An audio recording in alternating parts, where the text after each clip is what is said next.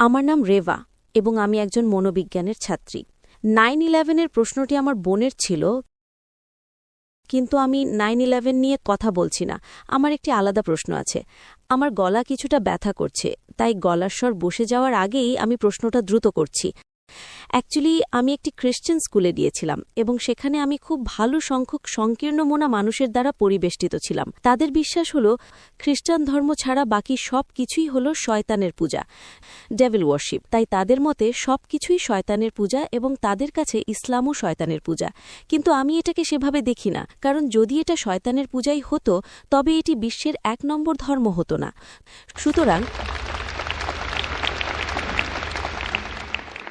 পরিষ্কারভাবে ইসলামে এমন কিছু আছে যা খ্রিস্টান ধর্মে নেই, যে কারণে এটি এত সফল এবং অনেক মানুষ এর মধ্যে আছে।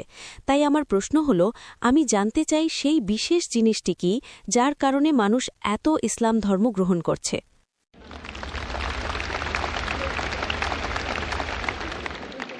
বোন প্রশ্ন করলেন যে তিনি একটি খ্রিস্টান স্কুলে গিয়েছিলেন এবং তিনি খ্রিস্টানদের দ্বারা পরিবেষ্টিত ছিলেন, যাদের তিনি সংকীর্ণ মনা বলছেন। এখানে আপনি উদার মনা মানুষদের দ্বারা পরিবেষ্টিত, মাশাআল্লাহ। তো তিনি বললেন যে খ্রিস্টান ধর্ম বলে খ্রিস্টান ধর্ম ছাড়া বাকি সবকিছু শয়তানের পূজা, কিন্তু তিনি বলছেন যে ইসলাম দ্রুত বর্ধনশীল ধর্ম যার অনুসারী সর্বাধিক। তাহলে সেই ভেতরের বিষয়টা কি যার প্রতি মানুষ অনুপ্রাণিত হচ্ছে? বোন, আমি এই দাওয়ার ধর্মপ্রচারের কাজে 20 বছরেরও বেশি সময় ধরে আছি। 20 বছরেরও বেশি সময় ধরে আমি এই দাওয়ার ময়দানে আছি এবং আমি অনেক মানুষের সাথে দেখা করেছি যারা খ্রিস্টান ধর্ম, হিন্দু ধর্ম, বৌদ্ধ ধর্ম, শিখ ধর্ম থেকে ইসলামে ফিরে এসেছে এবং প্রত্যেকেই ভিন্ন ভিন্ন জিনিস দ্বারা অনুপ্রাণিত হয়েছে। কিন্তু আমার জরিপে যারা ইসলাম গ্রহণ করেছে তাদের মধ্যে সবচেয়ে সাধারণ কারণটি হল এক ঈশ্বরের প্রতি বিশ্বাস, একেশ্বরবাদ। অন্য লোকেরা তাত্ত্বিকভাবে বলে ঈশ্বর এক এবং অদ্বিতীয়, কিন্তু বাস্তবে তারা তা পালন করে না। খ্রিস্টান ধর্ম এক ঈশ্বরে বিশ্বাস করতে বলে, কিন্তু তারা বলে পিতা, পুত্র এবং পবিত্র আত্মা। তারা একের কথা বলে, কিন্তু তারা বাস্তবে ত্রিতত্ত্ববাদে, ট্রিনিটিতে বিশ্বাস করে। তাই ইসলামই একমাত্র ধর্ম যা তাওহিদ বা একেশ্বরবাদের কথা বলে এবং তা চর্চা করে। তাই এটি একজন ব্যক্তিকে এক সত্য ঈশ্বর, একাত্মবাদ সম্পর্কে অনুপ্রাণিত করে এবং অন্যান্য ধর্মের মতো নয়, যেখানে আপনি দেখতে পান যে আপনারা জানেন ঈশ্বররা নিজেদের মধ্যে যুদ্ধ করছে, এক ঈশ্বর অন্য ঈশ্বরের সাহায্য নিচ্ছে এবং শয়তান ঈশ্বরকে পরাজিত করতে পারে। এসব জিনিস একজন সাধারণ মানুষ অযৌক্তিক মনে করে। ঈশ্বর কিভাবে পরাজিত হতে পারেন? ঈশ্বর কিভাবে মারা যেতে পারেন? কিছু ধর্মে ঈশ্বর মারাও যান। তো যদি ঈশ্বর মারা যান তবে বিশ্ব কে শাসন করে? তো যখন আপনি এসব জিনিস দেখেন, যৌক্তিকভাবে মানুষ সাধারণত অন্ধভাবে অনুসরণ করে। এই অন্ধ বিশ্বাসগুলো ইসলামে নেই। তাই কোরআন বলে তারা কি বোঝে না? এটা বোধসম্পন্ন মানুষদের জন্য। এমনকি আমার আলোচনাতেও আমি বলেছিলাম যে সর্বশক্তিমান ঈশ্বর আকাশ এবং পৃথিবী সৃষ্টি করেছেন এবং রং এবং ভাষা তৈরি করেছেন। নিশ্চয়ই এটি তাদের জন্য নিদর্শন যারা বোঝে। কোরআন এমন একটা বই যা যুক্তিকে সন্তুষ্ট করে। আজকে মিডিয়া ইসলামের বিরুদ্ধে থাকা সত্ত্বেও আপনি কল্পনা করতে পারেন সেই ক্ষমতা বিলিয়ন এবং ট্রিলিয়ন ডলার তারা ইসলামের বিরুদ্ধে ঢালছে একে ছোট করার জন্য। তবুও এটি দ্রুততম ধর্ম। তাই এটা একটা অলৌকিক কথা। আল্লাহ সুবহানাহু ওয়া তাআলা কোরআনে সূরা আল ইমরান অধ্যায় নম্বর 3 আয়াত নম্বর 54-তে বলেছেন, তারা পরিকল্পনা এবং চক্রান্ত করেছিল এবং আল্লাহ পরিকল্পনা করেছিলেন, আর আল্লাহ সবচেয়ে উত্তম পরিকল্পনাকারী। তো এইভাবে প্রধান কারণটি হলো ইসলাম সবচেয়ে যৌক্তিক ধর্ম। কিছু নির্দিষ্ট বিষয় থাকতে পারে যেটা তারা মনে করতে পারে, ও এটা খারাপ, এটা ওই রকম, কিন্তু যখন তারা এর কাছাকাছি আসে, যেমন আজকে ইসলামকে অপবাদ দেওয়া হয়। একটি হলো তন্ত্রবাদ, দ্বিতীয়টি হলো এতে নারীর কোনো অধিকার নেই। যদি ইসলামে নারীর কোনো অধিকার না থাকে, তবে আজকে যেসব আমেরিকানরা ইসলাম গ্রহণ করছে তাদের 2/3 হলো নারী। কেন আমেরিকান নারীরা ইসলাম গ্রহণ করছে? যেসব ইউরোপীয়রা ইসলাম গ্রহণ করছে তাদের 2/3 নারী। যদি ইসলাম এমন একটা ধর্ম হয় যা নারীদের অধিকার দেয় না, তবে কে ইউরোপীয় এবং আমেরিকান নারীদের ইসলাম গ্রহণ করতে বাধ্য করছে? কারণ তারা নিরাপত্তা খুঁজে পায়। তারা বিশ্বে ঘুরেছে এবং দেখেছে। উদারীকরণ এবং আধুনিকীকরণ নিয়ে কথা বলে তারা বুঝতে পারে প্রকৃত শান্তি ইসলামের ধর্মে। তো যখন তারা সত্যি চর্চা করে, কিছু মানুষ সত্যি অনুপ্রাণিত হতে পারে। ঠিক আছে, হিজাব আছে তাই ইসলাম গ্রহণ করে। কিছু মানুষ শুধু আজান শুনে এবং তার ইসলাম গ্রহণ করে। তো মানুষের ভিন্ন ভিন্ন বিষয় থাকে, কিন্তু মূল বিষয়, প্রধান কারণটি হলো তাওহিদ। তাই তারা যা কিছুতেই অনুপ্রাণিত হোক না কেন, একবার যখন তারা তাওহিদে আসে, এক ঈশ্বরের প্রতি বিশ্বাস, তিনিই আমাদের স্রষ্টা, তিনিই আমাদের পালনকর্তা, তিনিই আমাদের লালনকর্তা, যেটা ছিল আমার আজকের আলোচনার মূল বিষয়, তখন এবং এই মানুষগুলো যারা ইসলাম গ্রহণ করে তারা মুসলিম পরিবারে জন্ম নেওয়া মানুষদের চেয়ে বেশি ধার্মিক হয়ে ওঠে। বোন, আপনি কি বিশ্বাস করেন ঈশ্বর একজন? হ্যাঁ, আমি বিশ্বাস করি ঈশ্বর একজন। আপনি কি বিশ্বাস করেন মূর্তি পূজা ভুল? মাফ করবেন? আপনি কি বিশ্বাস করেন মূর্তি পূজা ভুল? হ্যাঁ। আপনি কি বিশ্বাস করেন নবী মুহাম্মদ সাল্লাল্লাহু আলাইহি সাল্লাম ঈশ্বরের রাসূল? আমি তাহলে কেন পড়ছেন না? কারণ আমি এখনো অনুপ্রাণিত হইনি। আমি অনুপ্রাণিত হতে চাই। অনুপ্রেরণার মতো কিছু নেই। যদি আপনি বলেন আপনি চান, যদি কেউ আপনাকে বাধা দিয়ে থাকে। আমি অনুপ্রাণিত হতে চাই। আমি জানতে চাই যে এটাই সত্য এবং একমাত্র পথ। সেটা ঠিক আছে, হতে পারে আপনার লেকচারে আসাটা যথেষ্ট অনুপ্রেরণা নয়। আপনার মাইক্রোফোনের সামনে এসে এই প্রশ্নটা জিজ্ঞাসা করাটাই আপনার জন্য যথেষ্ট অনুপ্রেরণা। যেহেতু আপনি বিশ্বাস করেন ঈশ্বর একজন, যেহেতু আপনি বিশ্বাস করেন মূর্তি পূজা ভুল, এবং আপনি যদি কোরআনে বিশ্বাস করেন, আপনি কি কোরআন পড়েছেন বোন? না।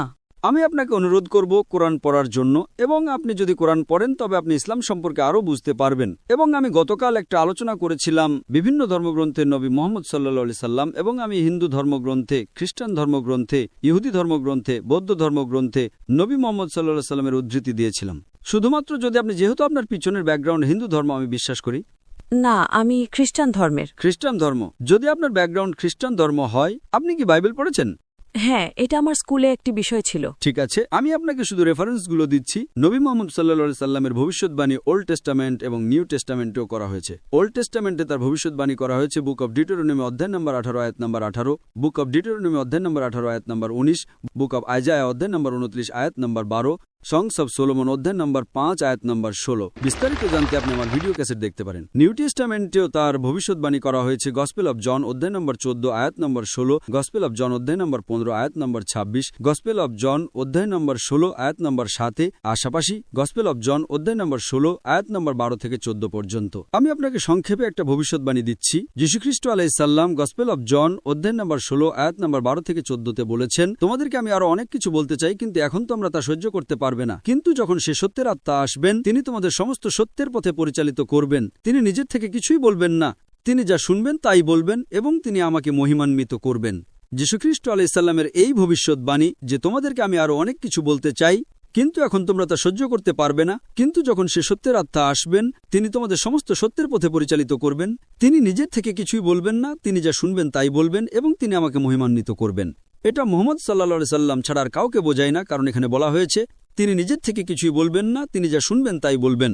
এবং আপনি নবী মুহাম্মদ সাল্লাল্লাহু আলাইহি সাল্লামের ইতিহাস জানেন যে সর্বশক্তিমান ঈশ্বর প্রধান ফেরেশতা জিবরাইল আলাইহিস সালামের মাধ্যমে নবী মুহাম্মদ সাল্লাল্লাহু আলাইহি সাল্লামকে ওহী পাঠাতেন। তিনি যা পেতেন তা হুবহু রিপিট করতেন, এবং তিনি আমাকে মহিমান্বিত করবেন। আপনি যদি দেখেন ঈশ্বরের কোনো দূত, কোনো ব্যক্তি যিনি নিজেকে নবী বলে দাবি করেছেন, তিনি নবী মুহাম্মদ সাল্লাল্লাহু আলাইহি সাল্লাম ছাড়া আর কেউ নবী যিশুকে মহিমান্বিত করেননি। তাই বাইবেলে উল্লেখ আছে যে এই মানুষটা আসবেন, তিনি আমাকে মহিমান্বিত করবেন।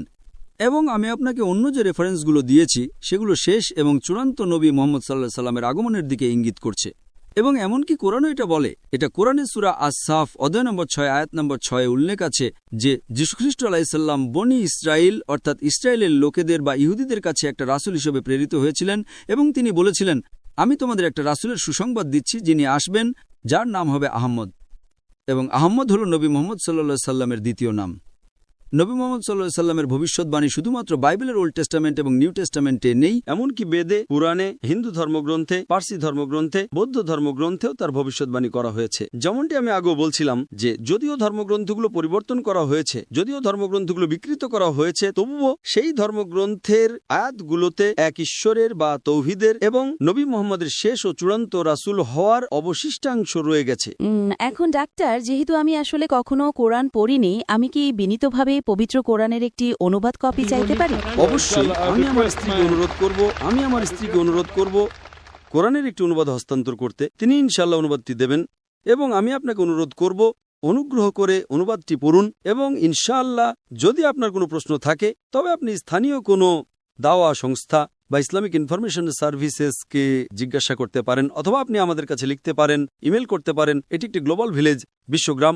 আপনি islam@irf.net এ ইমেল পাঠাতে পারেন। এটি ইসলামিক রিসার্চ ফাউন্ডেশন সংস্থার সংক্ষিপ্ত রূপ, এবং ইনশাআল্লাহ আমরা আপনার সন্দেহ দূর করার জন্য আমাদের সর্বোচ্চ চেষ্টা করব।